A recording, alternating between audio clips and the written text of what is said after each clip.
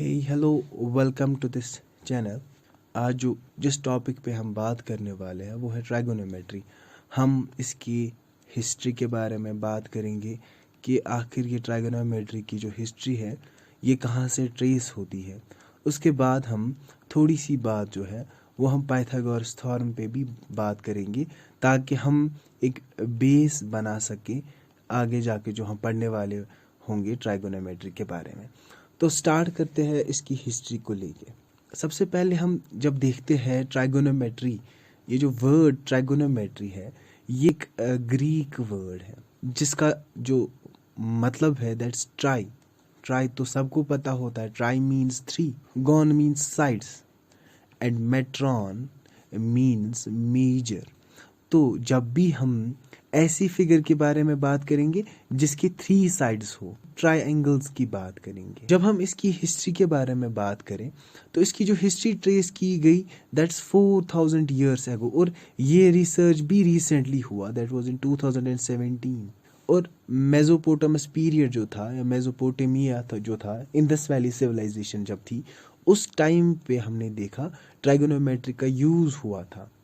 किन जगहों पे? जब हम देखते हैं इजिप्ट में जो पायरामिड्स बना के है, उन पायरामिड्स के एंगल्स क्या होने चाहिए, उसका स्लोप क्या होना चाहिए, उसके बाद इसकी बेस कितनी लंबी होनी चाहिए, इसकी हाइट कितनी होनी चाहिए। So these all calculations were made by the help of this trigonometry. Founder और the inventor of this trigonometry is Hipparchus. तो ट्राइगोनोमेट्री की जब बात करें तो किन फील्ड्स में यूज़ की जाती है? मोस्टली एस्ट्रोनॉमी में यूज़ की जाती है ट्राइगोनोमेट्री, सर्वेइंग में यूज़ की जाती है ट्राइगोनोमेट्री। आपके पास एक बड़ा सा हिल है या एक बड़ा सा माउंटेन है, अब आपको इस माउंटेन से यहाँ तक जाना है। ये लेंथ आप कैसे ढूंढोगे?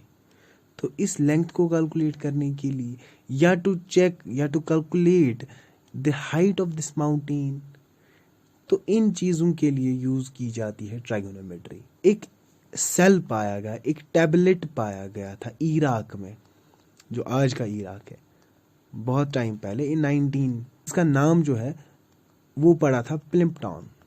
प्लिम्पटॉन 322। तो ये प्लिम्पटॉन जो है ये डिस्कवर किया गया था 1900s में इन इराक। और इस पे जो है इस पे हमने देखा 60 नंबर्स इम्प्रिंट किए गए थे, साथ में 15 रोज थे।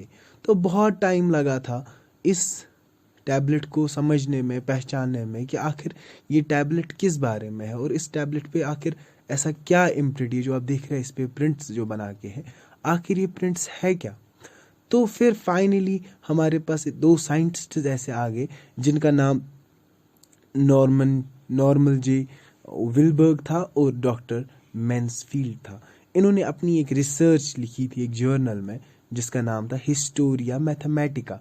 इस जर्नल में जो 2017 में इन्होंने पब्लिश की, इसमें इन्होंने इसके बारे में जिक्र किया कि ये जो सेल है या ये जो टैबलेट है ये एक्चुअली ट्राइगोनोमेट्री के टेबल्स है।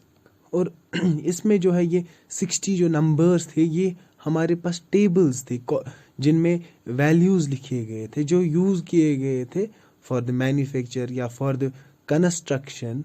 ये यूज़ किए गए थे for the construction of these pyramids. So this is all about the history of trigonometry.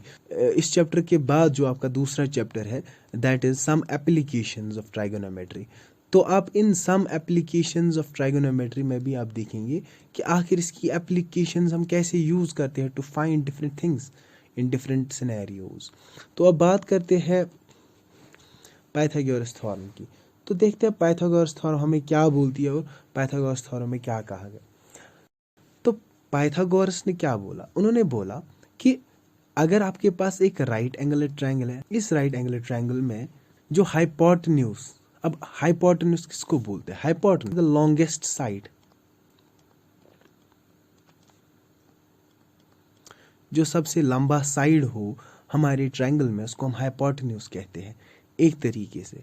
दूसरे हिसाब से हम ये भी कह सकते हैं साइड, ऐसा कोई साइड जो अपोजिट होता है 90 डिग्री एंगल के। तो लाइक यहाँ पे ये अपोजिट है 90 डिग्री एंगल के, तो इस साइड को मैं हाइपोटेन्यूज कहता हूँ। उन्होंने कहा था कि ये जो हाइपोटेन्यूज है इसके स्क्वायर को जब आप कैलकुलेट करेंगे वो किसके बराबर आएगा, वो आएगा जो इसके दो साइड्स हैं, द साइड 1 एंड साइड 2।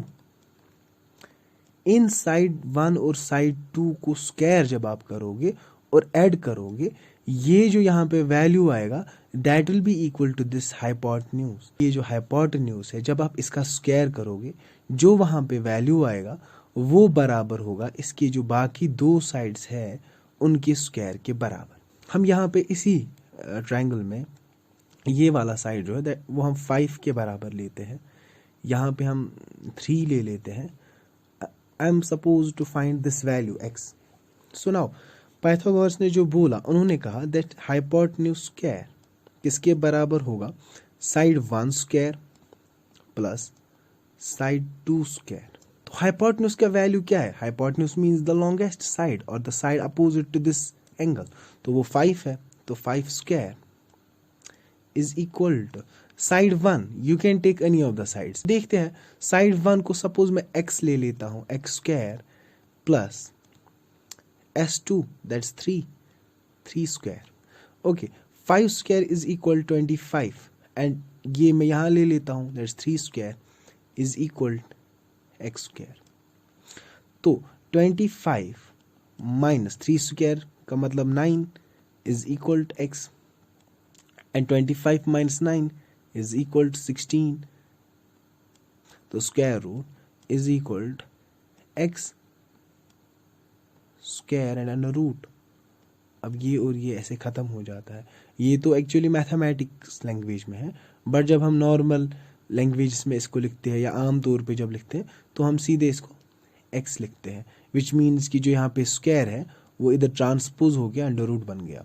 तो वो चीज़ें ना लिखते हुए मैं सिंपली इस चीज़ को लिखूंगा एंड x का वैल्यू जो है that's root of 16 that's equal to 4। तो इस वाली थ्योरम को मैं पाइथागोरस थ्योरम कहता हूँ। अब पाइथागोरस थ्योरम की एप्लीकेशंस क्या है, ये कहाँ पे मुझे यूज होगी, तो let's check that as well. तो हम देखते हैं कि पाइथागोरस थ्योरम जो है, सबसे पहली बात आपके इस ट्रायंगल में that should be 90 degree, otherwise Pythagoras theorem is not applicable.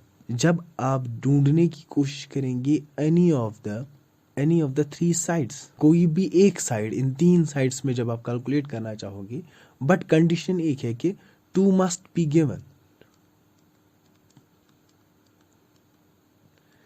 In 3 sides में जब भी आपके पास 2 साइड्स देखे होंगे तब आप तीसरा साइड जो है वो कैलकुलेट कर सकेंगे। कि अगर आपके पास 3 वेरिएबल्स है या 3 ऐसी चीजें हैं जो आपके पास अननोन्स है, देन यू शुड हैव 2 नोन्स, तब जाके आप इन तीसरे वेरिएबल को कैलकुलेट कर सकते हैं। तो hope you like this session, we will meet in the next video, और हम उस नेक्स्ट वीडियो में ट्राइगोनोमेट्री के रेशियोज के बारे में बात करेंगे, जो सबसे पहला और सबसे बेसिक क्लास होगा ट्राइगोनोमेट्री के बारे में।